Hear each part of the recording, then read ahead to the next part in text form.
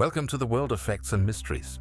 Before we travel back in time to the year 2000, don't forget to subscribe, so you won't miss more fascinating stories from history and the strange side of reality. The year 2000. For people of the 20th century, it was a magical date, a border between eras. We were supposed to fly to work in rocket cars, talk to robots, and have dinner in space. And what did we actually get? Windows XP, flip phones with antennas, and the terrifying Millennium Bug. Today, let's look back at how people imagined our present, a time that was supposed to shine with chrome and smell like engine oil. Since the 1950s, the world was obsessed with one invention, the flying car. It was the ultimate symbol of the future, every engineer's fantasy. Magazines like Popular Mechanics promised that by the year 2000, every American would own their personal air car. A car that could take off from your driveway and land right next to your office. In 1958, Ford even designed a car powered by a nuclear engine. Yes, nuclear. Because what could possibly go wrong when you park a mini reactor under your apartment? People imagined sky highways, perfectly organized air traffic, no jams, no accidents. Just one problem. In the 1960s, most drivers still couldn't parallel park, so maybe adding a third dimension wasn't such a great idea. But they did try. In 1949, Convair built an actual flying car prototype, the Model 118, and it really flew for 10 minutes. Then it ran out of fuel and the pilot landed in a tree. That's how the first era of flying cars ended. Today, more than 70 years later, startups are trying again. This time with batteries, drones, and crowdfunding. Same dream. Better marketing. In the 1960s, visionaries were sure that by the year 2000, humans wouldn't cook, clean, or worry about bills. Robots would do it all. Disneyland's House of Tomorrow showed that future automatic doors, a fridge that orders food by itself, and a talking home assistant. Sounds familiar? Yep. Back then it was called the technology of tomorrow. Today we just say, Alexa, turn off the lights. And what about food? It was supposed to be simple. Nutritional pills. One tablet for soup, another for steak, and one for dessert. Sounds genius. Until you remember the taste of vitamin C as a kid. That idea disappeared faster than the flavor on your tongue. According to futurists, by the year 2000, kids wouldn't go to school.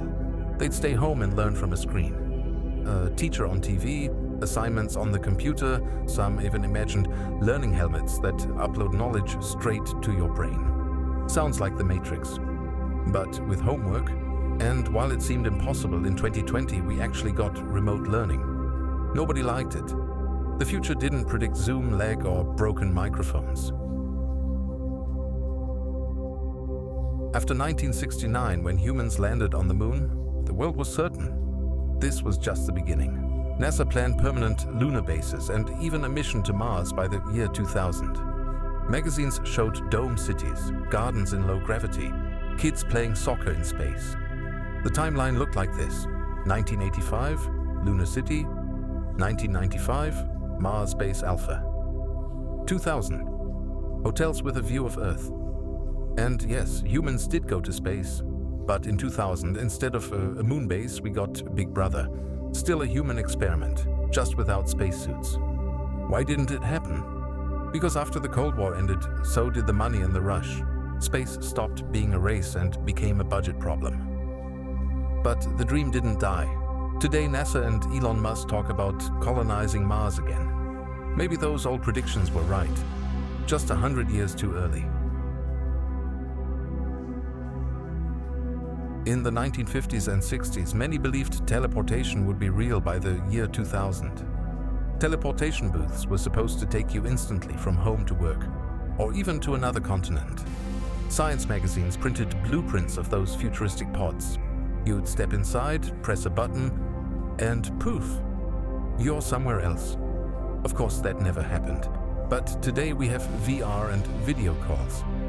So we're almost there. Who knows? Maybe in a few decades that dream will come back. The futurists of the 1970s were right about one thing. By the year 2000, everyone would own a computer. And they were right. They just didn't predict how we'd use them. Instead of solving world problems, we play games and watch funny cats on YouTube. Robots exist, sure, but not like in the movies. We got Roombas, cleaning the floor and hiding under the couch. And artificial intelligence? Well, you're listening to one right now. The year 2000 was supposed to mark a new era, a time when humanity would conquer everything. Instead of rocket cars, we got traffic jams. Instead of moon bases, we got reality TV. But maybe that's okay, because those old visions had something we've lost. That naive optimism, the belief that tomorrow would be better. Today we might not dream of flying cars anymore, but we can still laugh at those who did. And maybe that's why the future is still fascinating. Thanks for traveling back in time with me. If you'd like more journeys into the strange and surprising side of history, leave a like, hit subscribe, and tell me in the comments which future prediction made you laugh the most. See you in the next episode.